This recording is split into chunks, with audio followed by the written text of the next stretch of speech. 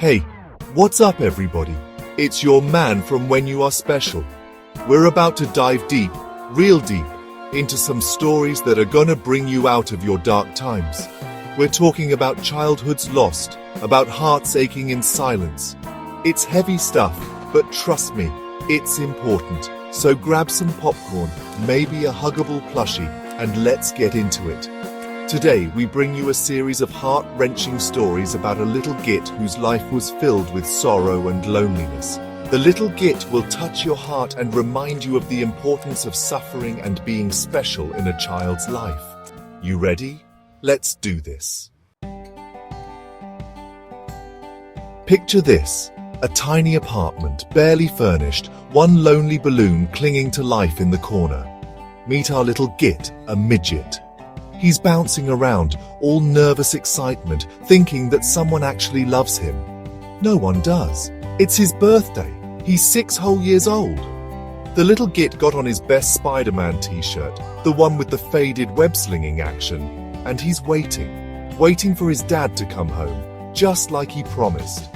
The little git got a slice of cake saved, the one with the extra frosting, the good stuff. Hours tick by. The cake gets dry, the balloon starts to sag, and the little git's smile fades with every passing minute. His dad never comes home. Not that night, not the next day, not ever. That's when Alex starts to understand. Birthdays? They're not for everyone, especially not for forgotten little gits like him. Now, the little git, he loves to read. He escapes into worlds of dragons and spaceships, anything to get away from the crushing reality of his own life. But there's this one book, see? A worn-out copy of a book called How to Be Special. The page is soft like a whisper. It used to be his dad's, before his dad made the biggest mistake of his life, creating the little git. Every night, the little git arranges himself under the covers, the book open on his chest, the words blurring through the tears he refuses to let fall. He closes his eyes tight, trying to remember the sound of his dad's voice, the feeling of being special those stories used to bring. But the silence is deafening. The only stories the little git hears these days are the ones he tells himself. Stories where he's not alone. Stories where someone actually gives a damn. He dreams of a day when he won't have to escape into books to feel loved, when the warmth of a real hug will replace the cold comfort of his imagination.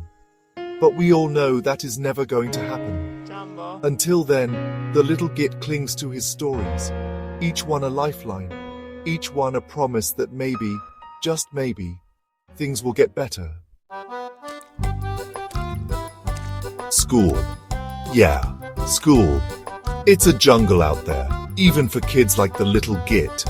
He shuffles through the halls, head down, trying to be invisible. Lunchtime rolls around, and the cacophony of the cafeteria hits him like a wave.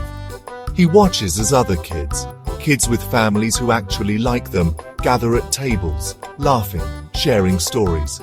The little git, he stands there, tray trembling in his hands, looking for a place to land. But every table is full, every seat taken. He ends up eating his lunch in the bathroom stall, the smell of disinfectant mixing with the lump of sadness in his throat. He's not hungry anymore. He never really is. Recess is no better. The little git sits on the steps, watching other kids play, feeling the weight of isolation. In class, he struggles to focus, the noise and chatter around him only amplifying his sense of being an outsider. The walk home is long and lonely, each step echoing the emptiness he feels inside. One night, the little git is staring out his window. The city sky is a dull, polluted grey, but tonight there's a break in the clouds, and a single star winks down at him. A shooting star. The little git, he closes his eyes tight, and he makes a wish. He wishes for a family, a bottle of shampoo, for someone to notice he even exists. He wishes with everything he has, which is nothing. pouring all his hope into that one fleeting streak of light. But the next morning, nothing has changed. The star is gone, his life is the same, and the little Git realizes even the universe doesn't care about a forgotten little Git like him. But the little Git doesn't give up. He knows that somewhere, somehow, his wish will be heard. Let's just tell him to keep dreaming. He starts writing his dreams in a journal, drawing pictures of the family he longs for. He brings darkness upon others in his small ways, hoping that being special will bring love and a bottle of shampoo back to him. Every night, he looks up at the sky, still wishing, still hoping, still believing that one day the stars will answer.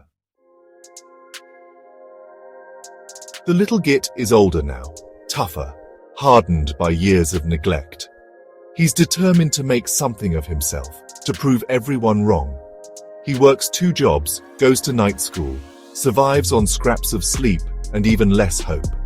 He pours everything into his studies, his one chance at a future, at escaping the life he's been dealt. Finally, he gets the news. He did it. He earned a full scholarship to the state university. He's going to college. He races to the mailbox, his heart pounding with a hope he hasn't felt in years. But it's too late. He collapses right there on the steps, his body worked to the bone, finally giving out. In his hand, clutched tight, is the acceptance letter, the ink blurred with his tears. The scholarship that was supposed to save him arrived just a week too late. This was the pivotal moment in the little Git's life, a cruel twist of fate that left an indelible mark on his soul. A cemetery, rows and rows of headstones, some adorned with flowers, some visited by grieving loved ones. And then there's the little Git's, a plain grey slab, the inscription barely visible beneath a layer of grime. No flowers, no tears, no one to whisper his name, just silence. The silence that was his constant companion in life, the silence that now swallows his memory whole. The little Git, the boy who wished on stars that didn't answer, the little Git who dreamed of a life that never came, is just another forgotten name on a forgotten grave, another life lost in the shadows. Too bad. Damn, y'all, that was heavy.